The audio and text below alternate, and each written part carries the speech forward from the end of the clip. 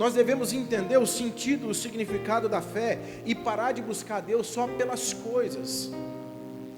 Não é errado buscar as coisas, jamais, entenda isso.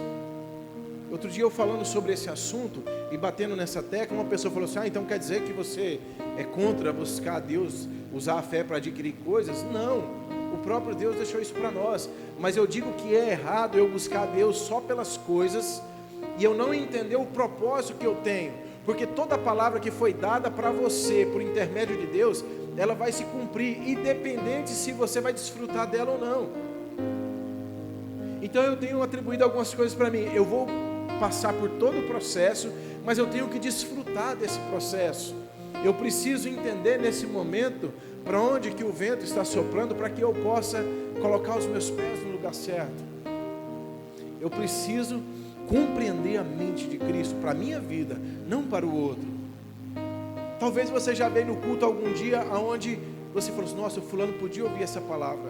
Não, essa palavra não era para o fulano, essa palavra é para você, ao ponto que você possa digeri-la e um dia você falar com o fulano para que ele possa entender. Nós devemos parar de vir à igreja ou ouvir uma palavra e pensar nas pessoas. Nós devemos nos conscientizar que primeiro é o reino. A justiça vem junto e as demais coisas nós vamos compreender pelo caminho. Quando Jesus fala busca primeiro o reino de Deus e a tua justiça, Ele não está falando para você negligenciar. Eu, por exemplo, eu tenho um chamado de pastoreio desde pequeno. O meu sonho, quando eu era pequeno, era ser padre, você acredita? Eu queria estudar, eu queria ir para um lugar estudar para ser padre. Aí quando eu completei 12 anos de idade, eu fiz a crisma, fiz a catequese, né, que fala. Depois eu estava preparando para a crisma na igreja católica. E aí eu fui olhar para um lado assim, falei assim: padre, não podia casar. Aí eu pensei: poxa, eu vou deixar uma mulher infeliz no futuro, né? Porque às vezes tem alguém orando pela minha vida, e se eu me virar padre, eu vou deixar uma pessoa frustrada. Então não quero ser padre mais. Mas desde pequeno eu tinha aquele desejo. Eu falava para minha mãe: eu vou ser padre. Desde pequenininho, eu lembro, eu ia para a missa, às vezes sozinho, eu ia para a igreja sozinho. Eu morava do lado de uma comunidade católica, e às vezes meus pais não iam, e eu estava lá. Eu ajudava lá, eu gostava muito disso.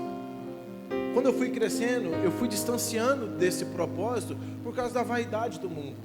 Mas um dia Deus me tocou novamente. Só que foi ali que eu cometi o primeiro erro. Quando eu fui tocado pelo Espírito Santo, eu fiz uma coisa: eu parei de trabalhar, eu fui para a igreja, eu ficava das 7 da manhã às 7 da noite na igreja. Nessa época a Dani havia mudado de Rondonópolis, mas eu chegava na igreja, eu arrumava todos os instrumentos, eu limpava os instrumentos. Quando os irmãos chegavam, o som estava tudo ligado, as coisas estavam tudo, eles nem sabiam quem foi que deixou arrumado aquele negócio, mas era um prazer que eu tinha de fazer aquilo. E eu dizia assim para mim mesmo: eu estou plantando hoje que eu vou colher no futuro, estou plantando essas pessoas aqui. E aí eu parei de trabalhar por um tempo e fui viver pela fé. Foram alguns meses maravilhosos, onde eu vi assim a provisão de Deus fluir na minha vida de uma maneira extraordinária. Hoje, para você ter ideia, eu faço aqui em Cuiabá alguns trabalhos de pintura. Quem me ensinou a pintar foi o tio da Dani, o Zazá, o pastor Isaías. E ele me chamou na época, a gente congregava na igreja: vamos ali pintar a casa da mãe do pastor? Eu falei: vamos lá. E ele me ensinou a preparar tinta, me ensinou a passar massa corrida. Ele me deu um beabá, de uns 10 dias eu trabalhei junto com ele. E daí para frente, algum irmão ia casar, a gente reformava a casa do irmão, juntava alguns irmãos da igreja, ia lá e pintava, ajeitava a casa do irmão. E eu jamais imaginaria que quase 20 anos depois, essa profissão que um dia eu servi o irmão, iria trazer parte do sustento da minha casa. Nada é em vão quando você coloca o reino em primeiro lugar. Você não entende agora esse tempo que você vive, você não compreende o que você está vivendo, mas se você for atento, quando passar algum tempo, você vai entender esse tempo que talvez você achou que era ruim. Aqueles meses que eu passei sem trabalho secular, vivendo pela fé, eu aprendi coisas extraordinárias, até o ponto que Deus me mostrou que eu não estava pronto para viver daquele jeito. E eu voltei e fiquei mais um tempo trabalhando no secular, até um dia que eu fui separado para ser enviado como um pastor. E lá como pastor, morei em Porto Seguro, na Bahia, eu também tive que trabalhar. Porque a gente tem uma imaginação que pastor não trabalha. Muito pelo contrário, irmão. Começa uma obra para você ver que você tem que trabalhar no espiritual e no natural 3 vezes mais, ou até 4 vezes.